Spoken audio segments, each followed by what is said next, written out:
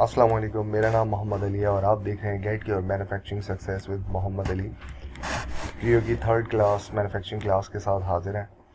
और last time हमने जो है वो पार्ट को मैन्युफैक्चरिंग एनवायरनमेंट के अंदर लाना, उसको प्लेस करना और बेसिक पैरामीटर्स डिफ़ाइन करना, work piece, machining coordinate, work center और ऑपरेशन डिफ़ाइन करना सीखा था। आज हम जो है वो एक रफिंग ऑपरेशन जो है वो बनाएंगे। ठीक है, तो जिन लोगों ने लास्ट वीडियो नहीं देखी वो लास्ट वीडियो ज़रूर देखिए, क्योंकि अगर आपने लास्ट वीडियो नहीं देखी तो ये इनिशियल स्टेप्स जो हमने डिफ़ाइन किए हैं ये आपको वो समझना मुश्किल हो जाएगा। ठीक है, तो हम आज प्रोग्राम बनाते हैं जनाब। अच्छा, सबसे पहले हम यहाँ पर एक रेफरेंस ज्योमेट्री बनाएंगे। रेफरेंस ज्योमेट्री में आपको बता दूँ होती क्या है। रेफरेंस ज्योमेट्री का मतलब ये है कि जब हम प्रोग्राम बनाएंगे तो जिस जगह प्रोग्राम चलाना है, आप बस ये समझ लें कि जिस जगह प्रोग्राम चलाना है वो उसको जब हम सेलेक्ट करेंगे, उस पर्टिकुलर एरिया को, उस पर्टिकुलर सरफेस को, उस पर्टिकुलर वॉल्यूम को, तो जो चीज़ हम सेलेक्ट करने जा रहे हैं यानी वॉल्यूम, एरिया या सरफेस, वो रेफरेंस ज्योमेट्री है। ठीक है, तो अभी हमारा जो टास्क है वो इस पॉकेट को मशीनिंग करना है। और मैंने आपको बताया था कि हम बेसिक से एडवांस की तरफ जाएंगे, यानी बेसिक ज्योमेट्री की मशीनिंग से एडवांस और डिफ़िकल्ट ज्योमेट्रीज़ की मशीनिंग तक जाएंगे और तमाम इसके ऑप्शन डिटेल में देखेंगे इस कोर्स में। ठीक है, तो रेफरेंस ज्योमेट्री में इस पॉकेट को मशीनिंग करने के लिए रेफरेंस ज्योमेट्री जो मुझे बनानी है वो दो तरह की ज्योमेट्री मैं बना सकता हूँ क्रियो के मैन्युफैक्चरिंग में। एक विंडो भी बना सकता हूँ, एक वॉल्यूम भी बना सकता हूँ। आज हम विंडो वाला ऑप्शन देखेंगे और इसकी मदद से रफिंग ऑपरेशन बनाएंगे। ठीक है, तो सबसे पहले प्रोग्राम बनाने से पहले हमें सबसे पहले क्या करना है, रेफरेंस ज्योमेट्री बनानी है। तो मिल विंडो में सेलेक्ट करता हूँ।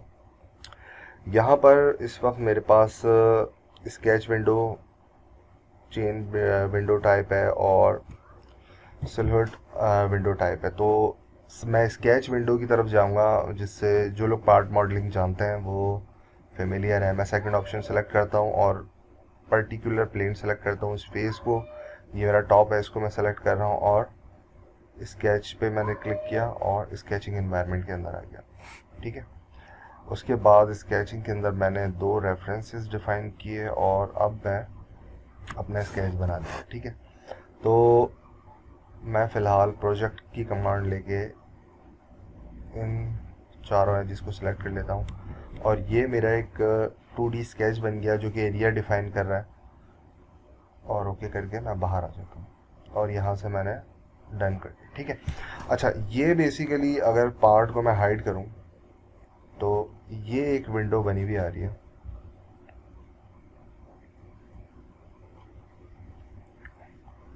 ठीक है, और तो जब मैं प्रोग्राम के अंदर इस विंडो को डिफ़ाइन करूँगा जो कि क्लोज विंडो है, जब इसको डिफ़ाइन करूँगा तो प्रोग्राम जो है वो ऑटोमेटिकली रीड करेगा कि इसके अंदर जो भी हिस्सा पार्ट की ज्योमेट्री को छोड़कर है यानी स्पेस है, उस सब पर टूल चला देगा। ठीक है, आइए देखते हैं। तो पार्ट को मैं दोबारा यहाँ से अनहाइड कर देता हूँ। ठीक है, और सबसे पहले हम जो कमांड सीखने जा रहे हैं वो है वॉल्यूम रफ। ठीक है, वॉल्यूम रफ का ऑप्शन ओपन होते ही आपके पास इस तरह की विंडो आएगी। अगर आपकी रियो 4.0 या 6.0 या 4.0 से जितने भी ऊपर के वर्जन यूज़ कर रहे हैं तो उसमें आपको इसी तरह की विंडो आएगी। अदरवाइज़ जो है वो आपके पास लिस्ट वाला ऑप्शन आएगा, तो उसमें भी यही सारी चीज़ है। आपने जो है वो परेशान नहीं होना, बेसिक थीम समझनी है। तो सबसे पहले हम टूल डिफ़ाइन करते हैं। एडिट टूल में मैं चला गया, यहाँ पे टूल सेटअप ओपन हो गया। इस वक्त मेरे पास यहाँ पर कोई भी टूल ऐड नहीं है। ठीक है, न्यू के ऑप्शन में जाके आप न्यू टूल ऐड कर सकते हैं। तो मेरे पास अभी कोई भी टूल ऐड नहीं है, तो यहाँ पर तमाम टूल से रिलेटेड स्पेसिफिकेशन आएगी। टूल का नाम, टूल की टाइप, मटेरियल डिफ़ाइन अगर आप करना चाहें, यूनिट क्या है, नंबर ऑफ़ टीथ क्या है। ठीक है, और ये सारी चीज़ें तो हम अभी सिर्फ बेसिक पैरामीटर डिफ़ाइन करेंगे। तो यहाँ पर मैं 12 का एंड मिल यानी EM मीन्स एंड मिल। ठीक है, ये मेरी अपनी पर्सनल कोडिंग है। आप कुछ और तरीके से टूल को स्पेसिफाई करना चाहें तो डिफ़ाइन कर सकते हैं यहाँ पर। और टाइप में एंड मिल है, बॉल मिल है, बुल मिल है, साइड मिल है, की कटर है, लॉलीपॉप है। तो ये सारी चीज़ें आप डिफाइन कर सकते हो। तो एंड मिल ही मुझे चाहिए, एंड मिल सेलेक्ट हुआ है। यहाँ पर आपके आर्बर से रिलेटेड स्पेसिफिकेशन है और उसके बाद उसका डायमीटर क्या है। इस यहाँ पे जितने भी ऑप्शन हैं, इसको जितना ज़्यादा आप स्पेसिफाई करेंगे उतना आपका टूल जो है वो, उतना प्रोग्राम जो है वो आपका सेफ वर्किंग करेगा, जो कि आगे की वीडियोस में हम देखेंगे। तो अभी सिर्फ और सिर्फ मैं यहाँ पर 12 का एंड मिल ही रहने देता हूँ। और जो टोटल हाइट है तो हम यहाँ से देख लेते हैं कि हमने कितनी डेप्थ में जाना है। तो एनालाइज मेजर डिस्टेंस, इस फेज से लेके कंट्रोल की दबा के इस फेज तक के जो मुझे डेप्थ में जाना है 50 mm की डेप्थ में जाना है, यानी जो वर्किंग लेंथ है वो मेरी बेसिकली 50 है। तो ये जो है वो एटलीस्ट 75 mm होना चाहिए, ठीक है। और फ्लूट एरिया कितना है, तो जनाब 60 होना चाहिए। ये जो भी आपके पास आपकी वर्कशॉप के अंदर अवेलेबल टूल्स हैं उसमें जो भी पर्टिकुलर टूल आपको चलाना है उस टूल को लेकर आपने फिर यहाँ पर चीज़ों को स्पेसिफाई करना है। इन दो ऑप्शंस को मैं यहाँ पर अभी स्पेसिफाई नहीं कर रहा हूँ, ठीक है। अप्लाई कर देना है। तो यहाँ पर मेरा टूल एक ऐड हो गया है जिसकी आईडी जो है वो 12 EM है, एंड मिल है, टूल की टाइप यहाँ पे एंड मिल आ गई, कटर का डायमीटर आ गया, ठीक है। यहाँ से मैंने इसको जस्ट ओके कर देना है। तो दोबारा वॉल्यूम मिलिंग में आते तो यहाँ पर टूल डिफाइन हो चुका है मेरे पास, और बाय डिफ़ॉल्ट जो सिलेक्शन है वो मशीनिंग कोऑर्डिनेट की यहाँ पर आ रही है। रेफरेंस में मैंने आपको बताया था रेफरेंस ज्योमेट्री। तो रेफरेंस में हमने क्या करना है, जो हमने रेफरेंस ज्योमेट्री बनाई थी जो कि विंडो थी, उस विंडो को सेलेक्ट करना है। तो यहाँ से जाके मैं इसको सेलेक्ट कर लेता हूँ, ठीक है। फर्दर ये सारे ऑप्शन हम स्टेप बाय स्टेप आगे देखेंगे। पैरामीटर्स में जाके इस ऑप्शन से मैं इस विंडो को सेपरेटली ओपन कर लेता हूँ और इस विंडो को समझ लेते हैं।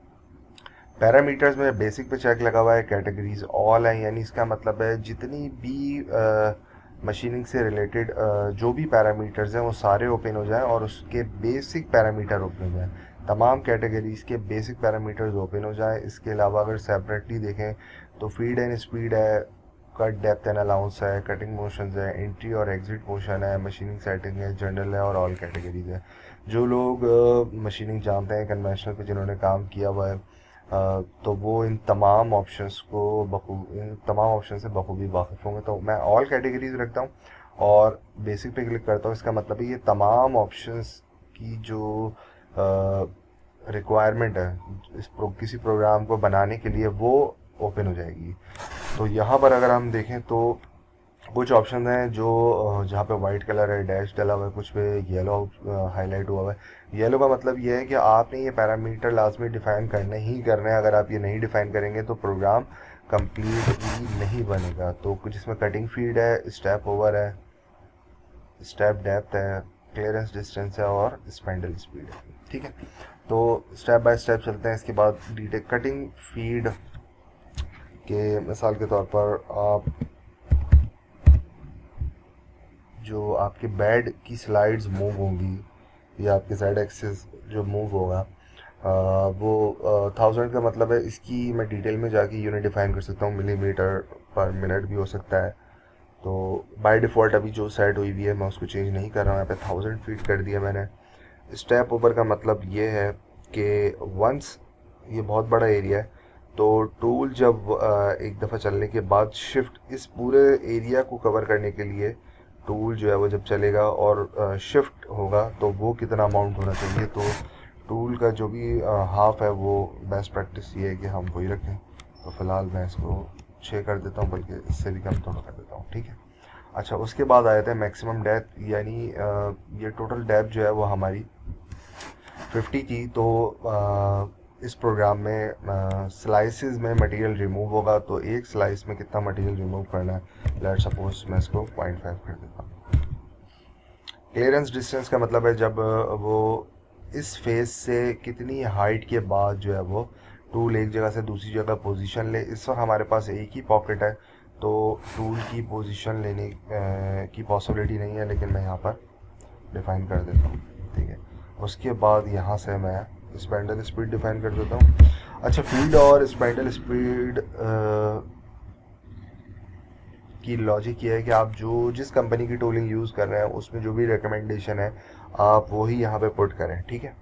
आगे आप देखेंगे, मैं थोड़ा सा इस हवाले से आपको गाइड भी कर दूंगा। तो यहाँ पर हमने बेसिक पैरामीटर डिफाइन कर दिए हैं, जिसमें हमारा कटिंग फीड था, स्टेप ओवर था, और उसके बाद स्टेप डेप्थ था, और क्लियरेंस डिस्टेंस और स्पाइंडल स्पीड है। अच्छा, क्योंकि हम ये जानते हैं कि जब भी हम प्रोग्रामिंग करते हैं तो हम हमेशा नंबर ऑफ़ स्टेप्स में करते हैं। जो लोग जिनका मशीनिंग बैकग्राउंड है या जो मैन्युफैक्चरिंग की तमीज़ रखते हैं, उनको ये बहुत अच्छी तरीके से पता है कि जब भी हम मशीनिंग करते हैं नंबर ऑफ़ स्टेप्स में करते हैं। यानी पहले हम रफ़िंग करते हैं, फिर फिनिशिंग करते हैं, और हो सकता है कि रफ़िंग के नंबर ऑफ़ स्टेप्स एक से ज़्यादा हों और फिनिशिंग के स्टेप्स भी एक से ज़्यादा हों। तो रफ़िंग जब हम करेंगे तो जाहिर सी बात है हम कोई ना कोई अलाउंस जो है वो छोड़ेंगे इन वॉल्स के ऊपर, ठीक है, और इस फ्लोर के ऊपर। तो वो बेसिकली ये 3 ऑप्शन में आपने यहाँ पर डिफ़ाइन करना है। प्रोफाइल, स्टॉक, अलाउंस में यहाँ से आप पिक्चर्स में भी देख सकते हैं अगर आपको कन्फ्यूजन हो कि जो भी आपकी प्रोफाइल है, ये जो प्रोफाइल बन रही है, इस पर आपने कितना मटेरियल छोड़ना है, तो वो यहाँ से आप डिफ़ाइन कर सकते हैं। प्रोफाइल, बॉटम, और यहाँ पर रफ़, और यहाँ पे बॉटम स्टॉक अलाउंस। तो फ़िलहाल मैं इन तीनों में ही जनाब 0.5 मटेरियल डिफ़ाइन कर देता हूँ, ठीक है।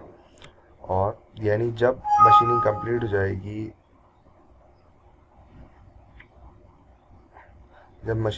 जाएगी, तो इस फ्लोर के ऊपर 0.5 मटेरियल होगा, और इस वॉल के ऊपर भी 0.5 मटेरियल होगा। बेसिक पैरामीटर हमने डिफ़ाइन कर दिया है। और उसके बाद क्लियरेंस, ये वो ऑप्शन है जहाँ पर जो कि रीट्रैक्ट के लिए भी यूज़ होगा, ठीक है। तो आगे डिटेल में इसको देखेंगे। तो फ़िलहाल मैं इस प्लेन को सेलेक्ट करता हूँ और 10 mm यहाँ पर डिफ़ाइन कर देता हूँ। तो एक इमेजिनरी प्लेन बन गया है, यानी ये यहाँ से इस प्लेन से ऊपर कोई ख़ास फीड फॉल होगी, इस प्लेन और इस फेस के दरमियान डिफरेंट फीड फॉल होगी, और इस पॉकेट के अंदर जो मशीनिंग होगी उसमें डिफरेंट फीड फॉल होगी। यानी वो फीड फॉल होगी जो मैंने यहाँ डिफ़ाइन की है। फर्दर मैंने इन 3 रीजन के अंदर जो भी फीड चलेगी वो यहाँ पर डिफ़ाइन नहीं किया है, अब उसको आगे की वीडियो में देखेंगे, ठीक है। तो ये हमने यहाँ पे क्लियरेंस डिफ़ाइन कर दिए, बेसिक पैरामीटर्स यहाँ पे हम डिफ़ाइन कर चुके हैं। यहाँ पर ऑप्शन है प्रोग्राम की वैलिडेशन का, उसको आप प्ले पाथ कर दीजिए, ठीक है। तो यहाँ पर हमारे पास टूल आ गया, विदाउट होल्डर इस वक्त आ रहा है, और ये जो है येलो एरिया, ये फ्लूइड एरिया दिखा रहा है, और ये सॉलिड शेंक दिखा रहा है। इसको मैं क्लोज करता हूँ। यहाँ पर मैं आपको कुछ और चीज़ें दिखा दूँ। ये बेसिकली प्ले पाथ का ऑप्शन है, यानी जो हमने पैरामीटर्स डिफ़ाइन किए, जो टूल्स डिफ़ाइन किए हैं, उसके अकॉर्डिंग हमारा प्रोग्राम किस तरीके से चलेगा। ये बेसिकली गाउ चेक करने का ऑप्शन है, और ये मटेरियल सिमुलेशन है। गाउ चेक करने का ऑप्शन हम आगे देखेंगे कि मिसाल के तौर पर अगर आपका टूल किसी मटेरियल, आपके पार्ट की सरफेस के अंदर अगर कहीं टकरा रहा है, गाउज कर रहा है, तो वो किस तरीके से डिटेक्ट किया जाता है, ठीक है, वो हम देखेंगे। तो अभी हम फ़िलहाल पहला ऑप्शन देखते हैं, प्ले पाथ का ऑप्शन। और यहाँ पर हमारा जो है वो टूल आ गया है। यहाँ से आप इसकी डिस्प्ले स्पीड को कंट्रोल कर सकते हैं। यहाँ पर बिल्कुल आपके पास प्ले फॉरवर्ड स्टॉप वाले ऑप्शंस हैं। यहाँ पर हम प्ले फॉरवर्ड करके देखेंगे, और आप देखें कि यहाँ पर ये हमारा टूल जो है वो चलना शुरू हो चुका है। कुछ इस तरीके से वर्किंग करेगा, और ये जो एक लाइन से दूसरी लाइन का डिस्टेंस है, ये बेसिकली स्टेप ओवर है। और इस तरीके से ये हमारा प्रोग्राम, मैं यहाँ से थोड़ी सी स्पीड बढ़ा देता हूँ, तो ये हमारा कंप्लीट प्रोग्राम जो है वो बॉटम तक चलता चला जाएगा। अच्छा, इसमें यहाँ पर एक ऑप्शन है, ये देख लीजिए, पोजीशन कटिंग टूल्स। इस पर क्लिक करने के बाद आप जितनी भी पाथ बन रहे होंगे उस प्रोग्राम में, ये वो तमाम हाईलाइट कर देगा डार्क पिंक कलर से। और आप किसी भी लाइन के ऊपर, अगर आप मिसाल के तौर पर रख के टूल की पोजीशन देखना चाह रहे हैं, लेट सपोज मैं आपको यहाँ पर बिल्कुल बॉटम पे ले जाता हूँ जूम इन करके, और इस पोजीशन पे क्लिक करूँगा तो टूल यहाँ से इस पोजीशन पे मुझे रुका हुआ नज़र आएगा, ठीक है। तो ये आप डिफ़ाइन कर सकते हैं। यहाँ पे टूल पोजीशन पे क्लिक करें और कहीं पर भी आप किसी पोजीशन पे क्लिक करेंगे तो आपका टूल एग्जैक्टली उस पोजीशन पर आ जाएगा और वहाँ से आप फॉरवर्ड प्ले हो जाएगा या रिवर्स प्ले भी हो सकता है। ठीक है, तो ये मेरा प्रोग्राम यहाँ पर कंप्लीट हो गया। इसको मैं यहाँ से क्लोज़ करता हूँ और ओके कर देता हूँ। ठीक है, तो यहाँ पर मेरे पास इस वक्त जो है वो प्रोग्राम बना हुआ आ गया जो कि वॉल्यूम मिल के नाम से है। ये सॉफ्टवेयर जो है वो एक्चुअल जो भी कमांड आप यूज़ करेंगे वो यहाँ पर डिफ़ाइन करेगा, लेकिन मैं इसको रीडिफ़ाइन करूँगा। मैं अपने पास से इसका एक अच्छा सा नाम डिफ़ाइन करूँगा। सीक्वेंस 01 है मेरी, ठीक है, जिसमें 12 का एंड मिल है। और ये मैं क्यों डिफ़ाइन कर रहा हूँ ये आपको आगे जाके पता चलेगा। और लेंथ जो है वो आई थिंक 75 रखी थी हमने, 75 इंटर। तो ये मेरा प्रोग्राम बन गया है, इसको मैंने सेव कर लिया है। अब हम इसको सिमुलेट करके देखेंगे। अच्छा, इसमें मैंने यहाँ पर मैं आपको बताता चलूँ कि मैंने क्लैंपिंग मेथड नहीं डिफ़ाइन किया हुआ है। ऑब्वियसली इस पार्ट के लिए इस फेस के ऊपर दोनों तरफ जो है वो क्लैंप लगेंगे, क्योंकि वर्किंग हमारी जो है वो इस एरिया के अंदर ही है। आगे की वीडियोस में मैं आपको डिटेल में फिक्सचर सेटिंग बताऊँगा। अच्छा, अब इस पार्ट को हम जो है वो यहाँ से मैं वर्क पीस जो है वो अनहाइड करूँगा और राइट क्लिक करके यहाँ पर ये प्ले पाथ का ऑप्शन भी आ रहा है जो हम प्रोग्राम जब हमने बनाया था, और इसी तरीके से यहाँ पर मटेरियल रिमूवल सिमुलेशन आ रहा है। 4 से पहले के जितने भी वर्जन है उसमें वेरी कट जो है वो इसके साथ अटैच है। जब आप सिमुलेशन देखना चाहते हैं तो वेरी कट पे वो आपको दिखाता है, लेकिन अब वेरी कट से मुझे नहीं पता कि उन्होंने हटा दिया यहाँ से, और अब इन्होंने एक अपना टूल यहाँ पे ऐड कर दिया है मटेरियल रिमूवल सिमुलेशन के नाम से। तो मैं इसको क्लिक करूँगा और जनाब उसके बाद यहाँ पर हमारा वर्क पीस जो है वो शेडेड व्यू दिखाएगा। ये तमाम ऑप्शन हम डिटेल में देखेंगे।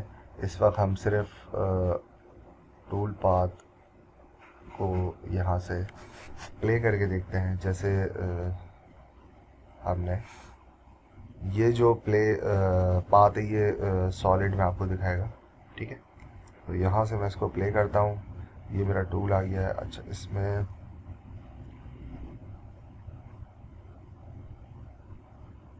अब ये देखें आपको यहाँ से मटेरियल रिमूव होता हुआ भी नज़र आ रहा है। ठीक है,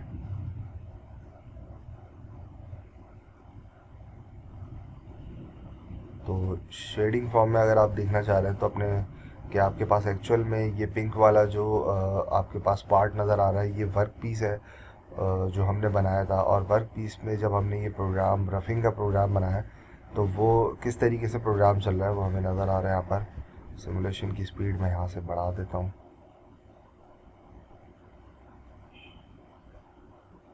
ठीक है, और स्पीड बढ़ाकर जनाब हम देख लेते हैं ओवरऑल।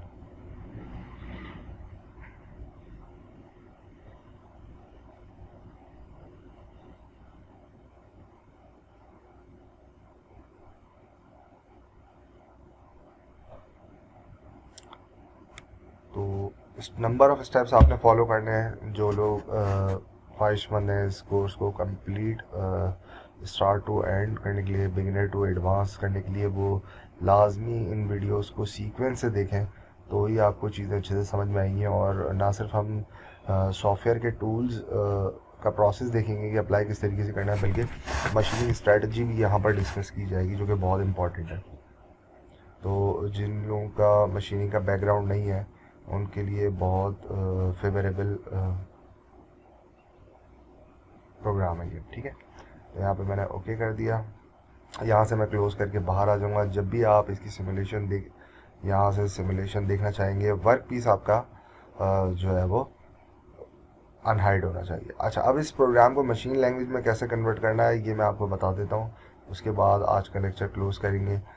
वैलिडेट करके हम देख चुके हैं जनाब, ये वही 3 ऑप्शन है, प्ले पाथ और सिमुलेशन और गाउ चेक का है। यहाँ पर जब हम इसकी मशीन लैंग्वेज में जो फ़ाइल बनानी होती है वो जब उसमें किस तरीके से इस प्रोग्राम को कन्वर्ट करेंगे ये हम देख लेते हैं। ठीक है, सेव अस सीएल फाइल पे हम क्लिक करेंगे। उसके बाद सेलेक्ट ऑपरेशन और एनसी फाइल। ऑपरेशन भी हम यहाँ से सेलेक्ट कर सकते हैं, एनसी फाइल भी सेलेक्ट कर सकते हैं। तो मैं NC फाइल सेलेक्ट करूँगा, फाइल MCD फाइल डन। ठीक है, उसके बाद हमने लोकेशन डिफाइन करनी है। इस वक्त मैं डेस्कटॉप पे इसको पोस्ट कर देता हूँ। Okay done. थोड़े से नंबर ऑफ स्टेप्स क्रियो के ज़्यादा है, तो आपने ये फॉलो करना है। अच्छा, यहाँ पे डिफरेंट पोस्ट प्रोसेसर जो है वो मौजूद हैं, जिसमें मिलिंग के भी है, लेथ के भी हैं। तो P12 जो है मुझे मालूम है ये 3 एक्सिस का पोस्ट प्रोसेसर है जो डिफ़ॉल्ट है, तो मैं इसको सिलेक्ट कर लेता हूँ। और यहाँ पर एक लॉग फाइल आएगी, इसको आप सेव कर सकते हैं ताकि आपके पास एक एविडेंस हो कि प्रोग्राम आपने कब बनाया है, इसका साइकिल टाइम कितना है। ठीक है, यहाँ पर जो है वो मिनट्स में आपको दिया हुआ है, इसको आपको आवर्स में कन्वर्ट करना होगा, किस डेट को बना था और क्या टाइम था आपकी कंप्यूटर के टाइम के हिसाब से। तो ये लॉग फाइल है, बड़ी इंपॉर्टेंट है। डॉक्यूमेंटेशन बहुत इंपॉर्टेंट है, जो बड़ी ऑर्गेनाइजेशन है वहाँ पे प्रॉपर काम होता है, तो ये सारी चीज़ें बड़ी मैटर करती हैं। ये मैं नेक्स्ट क्लास में आपको बताऊँगा, ताकि एक क्लास में बहुत सारी चीज़ें ना हो जाए। ठीक है, तो इसको मैं क्लोज़ कर देता हूँ। फिलहाल मैं इसको सेव नहीं करता। Done output. अब हम अपनी लोकेशन पे जाके देखेंगे तो जनाब 1 2 3 4 5 6 ये 6 फाइल्स बनी हुई हैं, जिसमें फ़िलहाल जो अगर आप क्लिक करें तो हमारे पास टैब फाइल डॉट टैब जो है बेसिकली ये हमारी वो NC फाइल है। तो इसको मैं नोट पैड पर ओपन कर लेता हूँ और आपको यहाँ से दिखा देता हूँ।